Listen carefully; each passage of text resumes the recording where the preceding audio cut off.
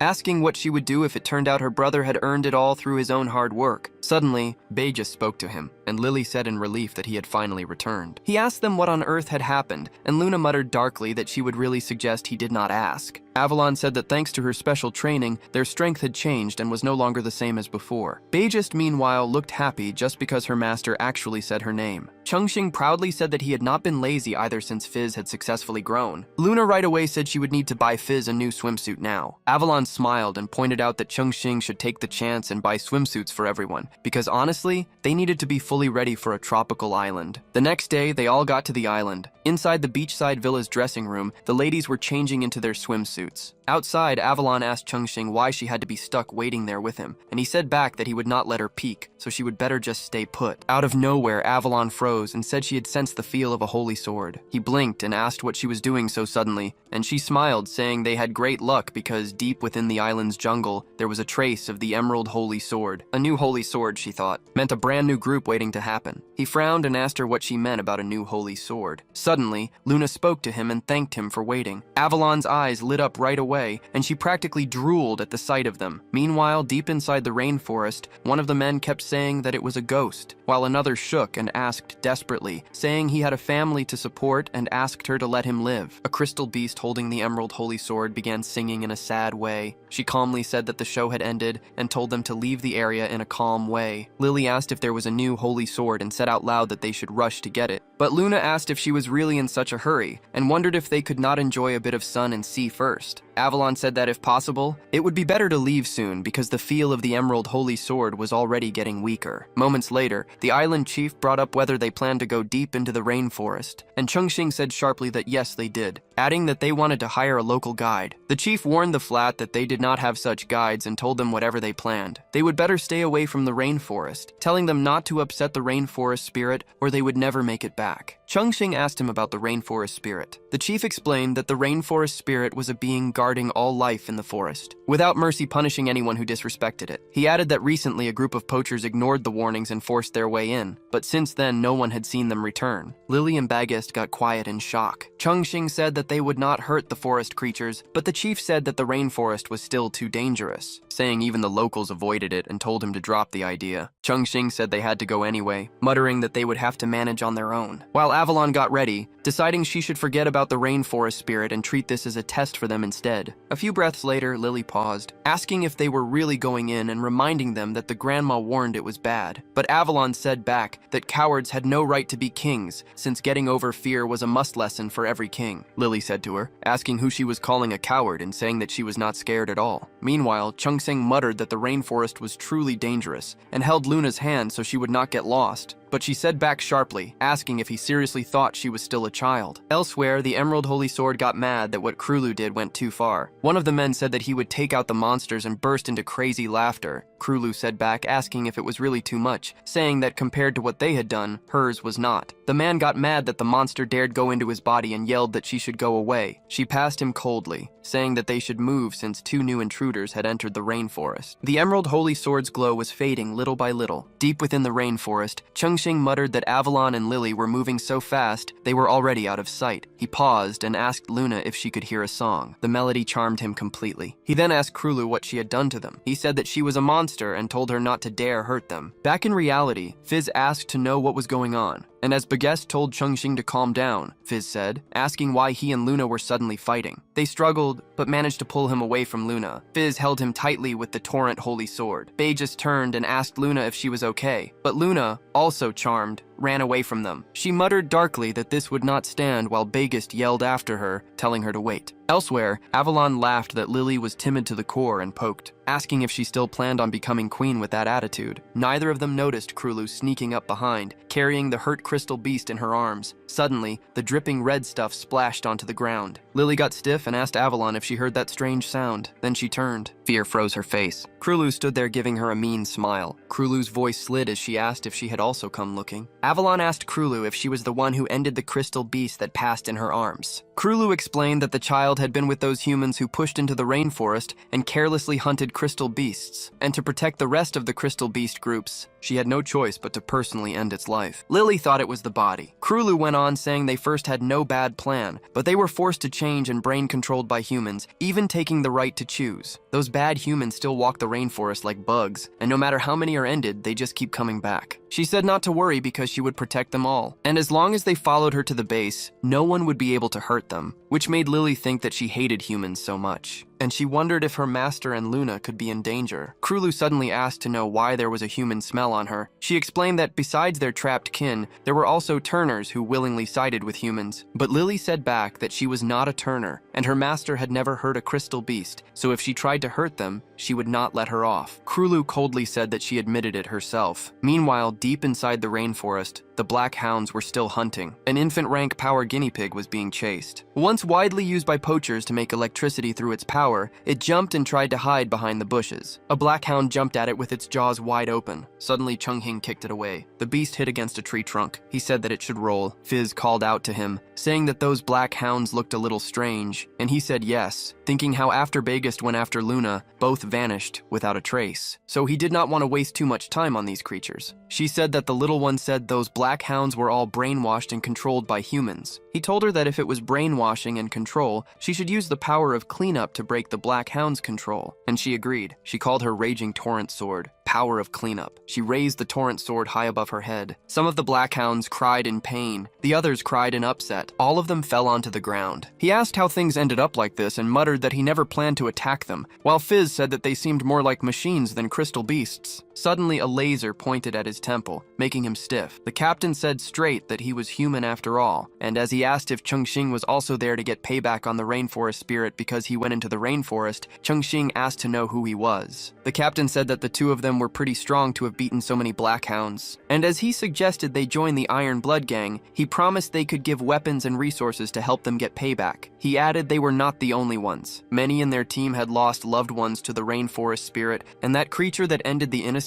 would be ended by their joined forces. Fizz turned to Chungxing asking what they should do next, and he wondered if these people had not met that strange monster from before or if they had some way to beat it. And then he thought that Luna also ran in that direction, so maybe they could ask them about her place. He finally agreed and said, all right, he will join. The captain said good choice and gave them their uniform, officially welcoming them to the Iron Blood Gang. Fizz put on the uniform. Chengxing thought that they did not know much about the rainforest, but perhaps these people held the key info they needed badly, like what exactly the monster was and where they could find it. Now, moments later, deep within the Iron Blood Gang's camp in the rainforest, the men greeted the captain's return. Chengxing thought these must be the poaching group the boss lady mentioned, and from the sound of it, their current goal was to take down the rainforest spirit who ended their teammates. But he decided not to worry about that yet, since the main thing was finding out where Luna was. After they entered, only he and Luna were charmed. So it looked like the rainforest spirit hated humans more. He greeted a kid nearby and nicely asked if he had seen a girl who looked a bit like him, but was about a head shorter, explaining she was his younger sister, and they got separated in the forest. The kid said that aside from the two of them, he had not seen any outsiders in that area. However, since the whole rainforest was under the Iron Blood Gang's control, his sister might have been found by one of their patrol teams and put at a camp for now. He gave him something, saying he should take it because it would protect him from being charmed by the rainforest spirit. Chengxing asked what the current situation in the rainforest was, pointing out that others had said the Iron Blood Gang met disaster after entering and never returned, and the kid said that he was probably talking about the backup team. They were not used to the land and got attacked by the rainforest spirit. Only a few lived, and in truth, the Iron Blood Gang had been active in the rainforest long before the rainforest spirit even was there. One of the gang members passed the so-called rainforest spirit as nonsense, saying it was nothing but a thirsty monster, and sadly said his son was ended by it. The captain said short that it was a big crystal beast. Chengxing and Fizz got tense right away. The captain said that the thing was worth a silly amount of money. Chengxing asked him, asking if they were not going there to strike down the rainforest spirit and what exactly he was planning. The captain explained that the rainforest spirit would answer to the cries of the crystal beasts and they hunted them down just to pull it out. But it turned out the crystal beasts had caught on to their little plan, stubbornly not calling for help. Since he had gathered enough of them, he decided the moment had finally come. They needed to start ending the crystal beasts, and he wanted to see if they would actually risk their lives to protect the rainforest spirit. And the kid said yes without pause. Fizz turned to Chengxing, asking if they were seriously about to end the crystal beasts when he said execution. She said that even if they wanted payback on the rainforest spirit, the crystal beasts had not done anything. And he said that he knew. He checked if she could already use the torrent sword to make a secret realm by then, and when she said yes, he said good, and told her to follow his orders from that point forward. Meanwhile, the captain told them that they should start with the worthless ones, and the kid did it without complaint. Out of nowhere, Chengxing yelled, saying that the rainforest spirit was there, though his voice came out flat, and the kid asked if it really was the rainforest spirit. One of the gang members asked why the headsets were not sounding any alarms, and as Chengxing asked to be saved, another asked what ability that was since it was not in their info. While the captain cursed and said how it got there so fast, he yelled that they should arm themselves, find the rainforest spirit right away, and keep it away from the cages. And everyone said yes sharp in agreement. On the other hand, Chengxing said that it was one of the members' turn. The member clicked his tongue, grumbling that of all times it had to happen right then. Everyone jumped when Chengxing pulled one of the gang members straight into the secret realm. Another yelled that someone else had just been hit and asked if everyone saw that clearly. He then yelled as he got pulled into the secret realm, vanishing without a trace. The captain told them to tighten their group and team into groups of 3 to cover each other and avoid giving it another opening. While Fizz quietly noted that things were going just as planned, she recalled Chengxing telling her to call the secret realm, and once the move conditions were ready to free the crystal beasts, while he made a mess outside to cover her, and she had agreed without pause. Inside the secret realm, she said that her master had already pulled their attention away. Now it was her turn to move. She broke the cages holding the crystal beasts, and the captain's alarm went through the air. One of the gang members yelled to the captain that the crystal beasts were getting out of the cages. Another cursed, mad, yelling that they had no right to run. But to his shock, he got sucked into the secret realm in an instant. The others yelled in panic as they were pulled in one after another. The captain cursed loudly, saying that the rainforest spirit's power must have grown, and the kid warned them not to attack the crystal beasts, because the rainforest spirit's new ability only went after anyone hurting them. The captain said that if they could not attack, they should chase them instead, set to see where the crystal beast thought they could run. He said at everyone to stick close and move, and the whole crew yelled in one. Suddenly, water began coming up from the ground. One of the gang members told the captain to look down, and another said if that was really water. Someone cursed, upset that his body would not move. Another said, asking why they got trapped, even without doing anything. Meanwhile, a scary red eye looked down at them from within the secret realm. One of them said quickly, asking where it was and if this whole thing was a trap, while another whispered if this was heaven and if the rainforest spirit had already ended them. On the other hand, Chungxing thought that Fizz had handled things perfectly, since the secret realm made by the Holy Sword Auto moved anyone meeting set rules. As long as someone tried attacking the crystal beasts or leaving the camp, they would be pulled inside, making sure the crystal beasts could get away without trouble. Back at the camp, Fizz saw that it looked like they had managed to get away good. Opening the secret realm had taken a huge amount of energy from her. Meanwhile, Krulu sneezed. He said if it was not about time, Lily started acting good. Lily groaned, pushing hard against her ties. Krulu calmed her that she did not need to panic since she was not about to end innocent people, and the Emerald Holy Sword could read her memories. They would find out soon enough if her master was truly who she said. Lily's memories about Chungxing floated into the air like soft bubbles, shining faint. Avalon said with surprise that she never knew Lily had such memories hidden. Krulu said impatiently that they should skip ahead to the part she actually wanted to see. She saw the memory where Chungxing let a two-tailed fox go, saving it from Queen Bee's hold. She muttered that it looked like her master was not such a bad person after all, so she would let her go this time. Out of nowhere, the crystal beasts spoke to her. One warning of danger, another saying someone planned to hurt her, and a third telling her to be extra careful of humans, making her sure it was a help signal from the crystal beasts. The power guinea pig then called out to her, saying it had finally found her at last. When it landed soft on her shoulder, its memory bubbles floated into the air as well. Avalon wondered out loud if those floating images were the memories of that crystal beast. But Lily explained that it was her master, and said danger was near. At the Iron Blood Gang camp, the members yelled that they were finally back, while the captain said that Chungxing was not gone after all. He was clearly relieved, almost bursting from how glad he was to see him safe. Chungxing explained that they had only been moved to some strange place, and reminded him that men should not get too close, telling him to hold back a little. One member said that all the crystal beasts had run, and asked to know what their next move should be. The captain said he had secretly put trackers on them long ago. Since the rainforest spirit refused to take the bait, he said they would strike first instead. Fizz and Chungxing both froze in shock. The captain told them to call back the nearby patrol units and their secret weapon, Heya, and to gather every force they had to launch a full attack on the beast that had ended their loved ones. Fizz asked him what they should do for now, and said she could not open the secret realm again so soon. And he told her they would follow the others for now. Maybe they could find Luna's place through other Iron Blood members. He worried that the rainforest spirit did not attack crystal beasts, and just hoped Lily and the rest would not run into the Iron Blood Gang. Meanwhile, Luna asked to be let go, and Vegas said dryly that she had finally stopped pushing. The only thing left was to bring her back to Fizz to clean up. Luna's eyes shone with Cruelus's energy. She stared sharply at Begist and Heya, who had just shown up. Heya said that it looked like her friend needed a hand. Begist asked to know who she was. She quickly called her holy sword in answer. She faced Heya, asking what kind of monster she was. She sensed both the smell of humans and crystal beasts on her, and could not tell if she was one or the other. Heya said sorry for her scary look, but asked for her to believe she was human, explaining that becoming like this was purely a last choice. She said her name as a patrol member of the Iron Blood Gang, and explained that the device she carried could block the whispers of the rainforest spirit, helping her friend get her mind back. Begist asked her how she ended up like this and whether she could truly be trusted. Heya said calmly that Begist could even tie her up, and if the device failed, she could handle her however she wanted. Begist suddenly moved behind her in a flash. She grabbed Heya's wrist to hold her firm. Heya muttered that she had only meant it as a way of speech, but said she had actually tied her up. Begist did not waste time and put the device into Luna's ears. The false cover around Luna began going away right away. Her clear mind came back and she blinked hard as her thoughts returned. She gasped that there had been a monster. Begist told her it was a relief she had got herself back. Luna looked around and asked what exactly was going on there. A little later, Luna said sorry to Heya for acting out earlier and thanked her for the help. And Heya passed it off, saying it was only normal for humans to look out for one another. Suddenly, Luna perked up and asked what that sharp sound was. Heya explained that the alarm started when the rainforest spirit used its power nearby, and Begist asked her if the rainforest spirit was the one that had attacked Luna. Heya said she was right. Heya cursed with sharp bad in her tone and said that the guy's target was Luna. Luna froze in fear when the cold feel of the monster pushed down behind her. Begist right away pulled on her, pushing her holy sword and driving the blade deep into one of the monster's eyes. But then she asked with worry, asking if even the holy sword could not stop it. Heya said that the creature was not solid, so only special ways could actually hurt it. She put herself square in front of it with a strong stand. Even while her hands stayed tied tight behind her back, Begist asked if its attacks would end up no use against her. Heya broke her ties with sudden force. She said that the rainforest spirit never hurt crystal beasts, and she carried their line in her veins. She then surged with energy, sending it through her gun before shooting straight into the monster. She said with strong happiness that she had finally caught it. She asked the creature with a cutting question on whether it wanted to run away. She said that the thing had run toward the survivors' camp, and while Beijist asked for clear on the camp, Luna said that her big brother might be there. Meanwhile, another crystal beast muttered darkly that their goal was almost at hand. At the Iron Blood Gang camp, Chengxing asked why the captain had told everyone to line up, and Naru said that the crystal beast had slipped free earlier and broke their weapons. So now they had to line up for new supplies. Chengxing asked if a crystal stone was also part of those supplies, quietly thinking that such a rare item could raise a crystal beast's level and let Fizz's strength get back fast. The guy gave it with a shrug, asking if Chengxing wanted it, saying their own crystal beasts had already maxed out. So to them it was nothing more than a useless rock. But if Chengxing needed it, he should take it. Chengxing said straight that yes, the thing was priceless to him. Moments later, Fizz breathed out in wonder that it was her first time pulling power from a crystal stone, and it felt strange. While Chengxing explained that the pure stone's filled energy should give her enough strength to open the second secret realm. She said that even without opening it, she could make everyone around sleepy, and she leveled up, showing a brand new skill, Voodoo Domain, which right away sent a choking poison mist. One of the members said that he could finally strike back for their loss. They were told to wait since payback had been promised, and another member muttered that they had waited too long for this chance, while yet another warned Naru not to push too hard since he was still young. Fizz suggested taking them down right away, but Chengxing said not yet, because as long as they did not hurt innocent crystal beasts, there was no need to stop them from their payback. Suddenly, Avalon said with startled certainty that he was truly there. He asked why she was present, and asked if Lily was not with her, and she said Lily was outside with the owner of the Emerald Holy Sword, but it looked like the locals had already seen them, making Fizz ask sharply if the owner of that blade could be the rainforest spirit. One of the gang members suddenly asked if the rainforest spirit had returned, and another said for everyone to get ready for fight, while Chengxing held inside, fearing Lily was in real danger. Another gang member got mad that she was the beast who had ended his child, and promised she must pay with her life, while another said over why there were two of them, but passed it aside, promising to end both. The gang members turned on the devices in their ears, sparking with order. The captain said for them to strike and go around the enemy from both sides. Krulu said in confusion over why her power failed to start. Meanwhile, Lily said grimly that she had no clue what those poachers had done to her master. And with Krulu's control, power's no use on them, they would be forced to push through straight. Krulu said straight that a soft touch was no use. They would go in hard. And then she started her power of life, body boost. The gang members tried to steady their nerves, yelling that there were only two opponents, nothing to fear. Krulu laughed at the numbers, smiling that more enemies made it better, and called for them to bring it on, while Lily promised to join the fight. Chengxing saw Grim from a distance as the clash started. Fizz sent her Voodoo Domain. He told her to strike. He then asked Avalon about why Fizz had changed back into her snaked tail form, and she explained calmly that it was perfectly normal since the Voodoo Domain was a special skill of Fizz's clan, and needed a part to return to her old form. The gang members cried in fear at the sight of Fizz's mist. They cursed over what the heck it was, and panicked that their bodies refused to move. Krulu asked to know what was happening, and Lily answered with sure that it was her master, and he had arrived to save them. And that's the end of this episode. Like and subscribe for the next part.